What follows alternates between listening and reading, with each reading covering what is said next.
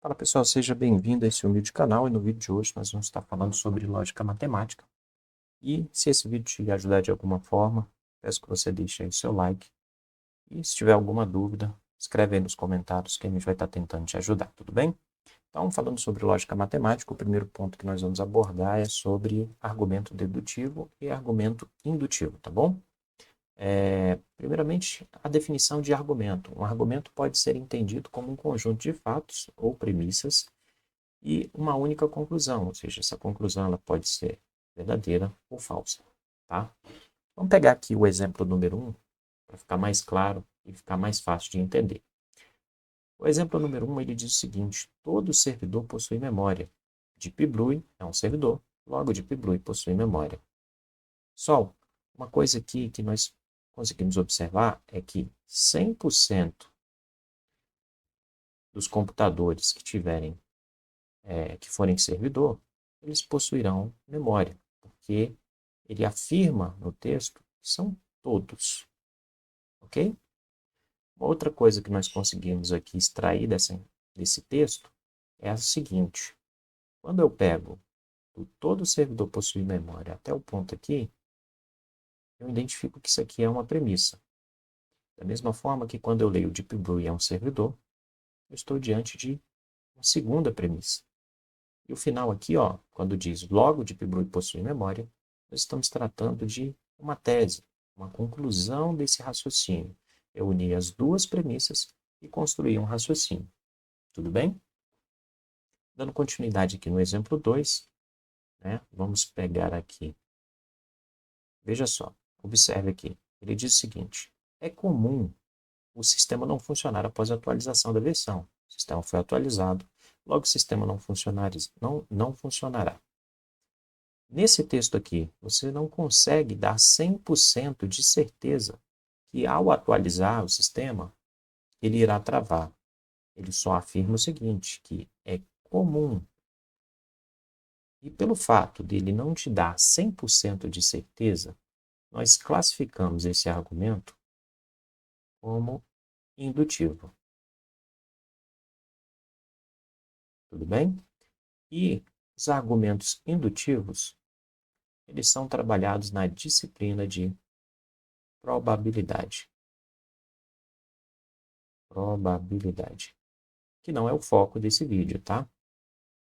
Então, quando nós voltamos aqui para o exemplo 1, nós observamos como ele me deu 100% de certeza, aqui sim encaixa o argumento dedutivo, que é o foco da disciplina de lógica matemática, tudo bem?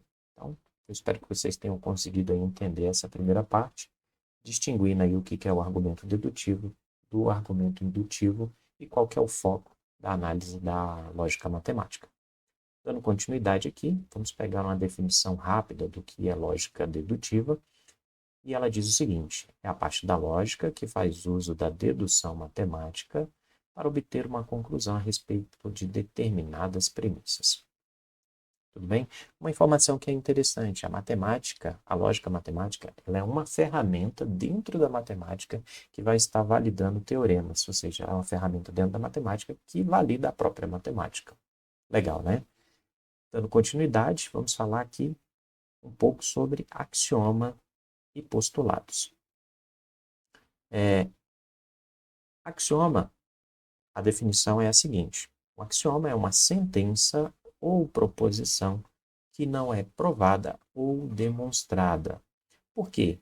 Entende-se que são coisas óbvias, e aquilo que é óbvio ele não precisa ser dito. Um exemplo, vamos imaginar que eu estou construindo uma teoria onde envolva cálculos aritméticos. E nesse cálculo aritmético eu faço a seguinte conta: 1 mais 1 é igual a 2. Observa que se eu fosse explicar por que 1 mais 1 é 2, a minha demonstração ao meu teorema que estivesse sendo construído, estivesse sendo construído, ele seria extenso, né? Ou, por exemplo, que eu tenha feito a conta de 2 dividido por 2, que é igual a 1, eu tivesse que explicar esse conceito, ficaria extenso e com certeza não seria o foco dessa demonstração. Então, por isso, parte-se do princípio que algumas coisas que são óbvias ou que foram convencionadas, elas não precisam ser explicadas quando for fazer a análise de teoremas e algumas demonstrações, tudo bem? Dando continuidade aqui, vamos falar sobre os postulados clássicos, que são 3. O primeiro deles trata-se do princípio da identidade. Ele diz o seguinte: um ser é sempre igual a si mesmo. Isso quer dizer o quê? Que quando eu digo, por exemplo, que o céu é azul porque ele é azul. Tudo bem? O segundo princípio ele diz o seguinte, que é o princípio da não contradição. Garante ser impossível a afirmação verdadeira e falsa ao mesmo tempo. Ou seja, uma afirmação não pode ser simultaneamente verdadeira e falsa na lógica clássica. Vamos pegar aqui como exemplo, eu vou usar esse cantinho aqui de baixo. Imagine o seguinte texto. Eu digo que x é um número par. Então, se eu digo que x é um número par, vocês concordam que, a depender do valor que o x assuma, ele pode ser par ou não. Então, se o x, por exemplo, for igual a 1, ele não será par. Se o x for igual a 2, ele será par. Observe, então, que ele poderia assumir tanto valores verdadeiro ou falso. Então, nesse caso, ele iria contra esse princípio. Portanto, isso aqui não pode. Tudo bem? Vamos para o terceiro aqui, que é o princípio do terceiro excluído. Ele diz o seguinte: toda proposição ou é falsa ou verdadeira, ou seja, não existe dúvida e nem outra opção. O exemplo que nós podemos dar aqui é de uma moeda. Então, imagine que ficou convencionado que cara será verdadeiro e coroa será falso. Então, ao arremessar essa moeda, dará como resposta ou cara ou coroa, ou seja, verdadeiro ou falso. Não existe uma terceira opção, tá ok? Agora falando aqui sobre proposições e premissas, que são termos que podem ser usados como sinônimos, tá?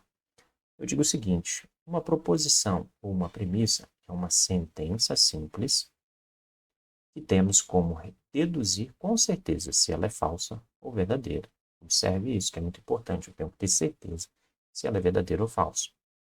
Temos aqui alguns exemplos. 2 é um número par.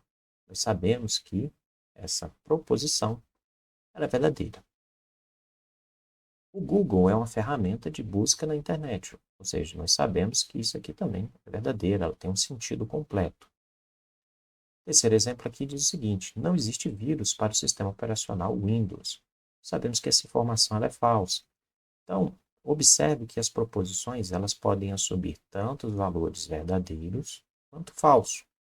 Isso não importa. O que importa é que nós devemos analisar se essas proposições elas têm sentido completo. Se elas tiverem sentido completo, independente de serem verdadeiras ou falsas, elas terão valor, tudo bem? Agora vamos baixar um pouquinho aqui e vamos analisar exemplos daquilo que não são consideradas proposições. Tem aqui o primeiro exemplo que diz o seguinte: aquele aluno é muito talentoso. Observe que quando eu falo aquele aluno, eu não sei dizer quem é esse aluno. Se eu não posso dizer quem é esse aluno, essa proposição, isso aqui não pode ser tratado como proposição. Vamos pegar o segundo exemplo aqui. Como você está? Isso é uma pergunta.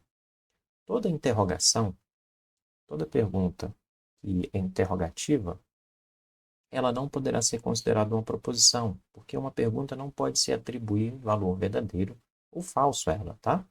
Então, isso não é proposição. Terceiro, vá para o quarto. Isso aqui é imperativo. Toda frase imperativa também não pode ser considerada proposição. E por fim, nós temos aqui o exemplo número 4, que diz o seguinte: que legal. Que legal é uma frase exclamativa.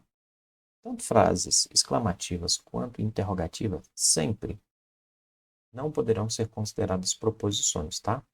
Por que a exclamativa não pode ser considerada uma proposição? Porque não se pode valorar o sentimento. Nesse caso aqui, que legal. Então, eu não posso atribuir se esse sentimento ele é verdadeiro ou falso. Pois bem, pessoal, então, encerramos aqui esse primeiro vídeo, um vídeo curto, um vídeo de apresentação, né, sobre a lógica matemática. No próximo vídeo, nós estaremos trabalhando os conectivos. Então, aguardo vocês. Até lá. Bye, bye.